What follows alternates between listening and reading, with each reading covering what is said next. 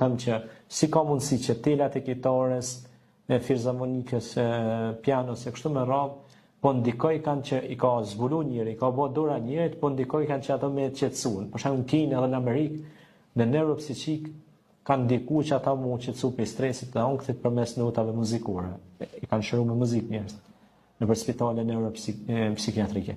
Kurse Kurani nuk po ndikoj ka të truri njëta, që është fjala e Zotit, e mbi gjitha kënohet nga gusha e krijesës Zotit, nga fyti i krijesës Zotit, nga akordet zanore që i ka kriju Zoti me një perfeksionizëm të jashtëzakonshëm, që s'ka krijesë më të mirë se njeriu.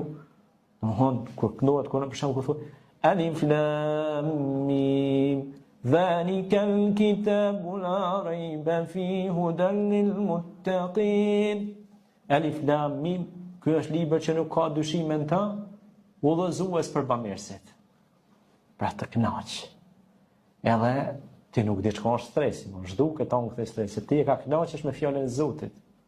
Edhe të shtin në ato notat, në ato udhëtimin e artit dhe shërimit përmes fjalës e Zotit.